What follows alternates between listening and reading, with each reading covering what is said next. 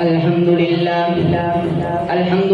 الذي أبدع الأخلاق والأرضين والصلاة على من كان نبيا وآدم بين الماء والطين وعلى آله وصحبه أجمعين. اے وطن ہم تجھ سے نیا عہد وفا کرتے ہیں، اے وطن ہم تجھ سے نیا عہد وفا کرتے ہیں.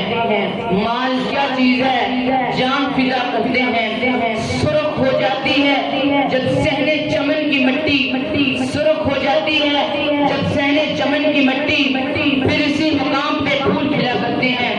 میرے قابل فخر سازہ کرام اور میرے ہم مقدم ساتھیوں اور پاکستان کے شاہینوں، السلام علیکم ورحمۃ اللہ وبرکاتہ. آج مجھے اس موضوع پر آپ سے بات کرنے کا موقع ملا ہے، اس کا عنوان ہے آزادی کا چراغ اور تاریخ کی سزا. معزز حاضرین، آج ہم جس چمن میں سانس لے رہے ہیں یہ چمن خالی ناموں کا نتیجہ نہیں، یہ لہو پسینے آنسوں قربانیوں اور ناقابل تصور جدوجہد کا حاصل ہے. پاکستان ایک نقشہ نہیں، ایک نقشہ جاوید ہے، ایک خواب نہیں بلکہ وہ تعبیر ہے جس کی قیمت لاکھوں لاشیں، کروڑوں اجرتے اور نہ جانے کتنے لوگوں ناموس کے سودے بنے. اہل وطن یاد رکھو، پاکستان محض ایک ریاست نہیں، ایک نظریہ ہے جس کی بنیاد کلمہ لا الہ الا اللہ پر رکھی گئی. اس پر رکھی گئی، بولے نا، اس پر رکھی گئی، لا الہ الا اللہ پر رکھی گئی، جس کی قلم میں لاکھوں نے جانے دی اور دنیا کے نقشے پر پہلی بار اسلامی نظریاتی ریاست کا قیام ہوا. ہم نے نہ تو کسی قوم سے قرض مانگا، نہ ہی کسی سلطنت سے رحم کی بھیک مانگی. ہم نے جو بھی مانگا حق کے سائے میں قرآن کے پرچم تلے مانگا. تاریخ گواہ ہے، تاریخ کا ورق پلٹو تو نظر آتا ہے کہ برِ صغیر کے مسلمانوں کو ایک ایک دن اپنے وجود کی بھیک مانگنی پڑی. کبھی ہندو اکثریت کی سازش، کبھی انگریز کی چلاکی اور کبھی اپنے ہی اندر کے غدار.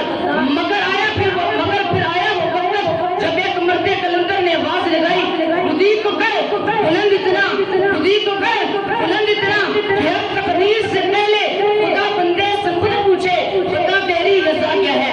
ایک قائل نے نعرہ لگایا، ہم لے کے رہیں گے پاکستان، ہم لے کے رہیں گے آزادی.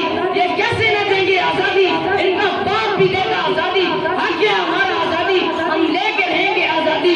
مگر پھر آیا وہ وقت جب لاکھوں جنازے اٹھے، مہاجرین کی قطاریں خون میں نہا گئی اور 27 رمضان 1366 ہجری کو شب آزادی کا سورج شروع ہوا. لیکن مجھے آج بہت افسوس کے ساتھ کہنا پڑ رہا ہے وہ قوم جس نے آزادی کے لیے سب کچھ لٹا دیا، آج وہی قوم آزادی کی طرف ہو چکی ہے.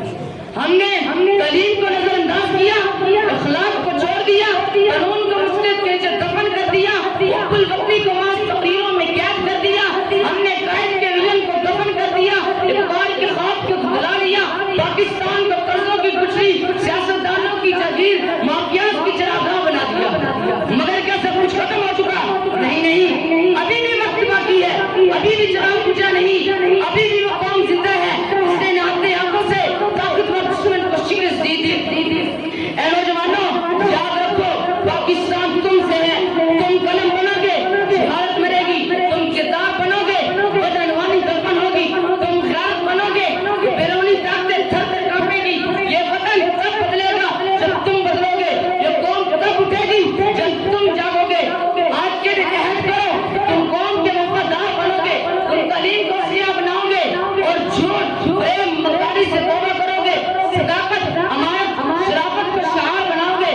یاد رکھو کوئی قوم بندوق یا بروج سے نہیں آتی، قومیں کردار سے مرتی ہیں اور جب کردار زندہ ہو تو قوم کبھی نہیں مرتی. عقائد ہم شرمندہ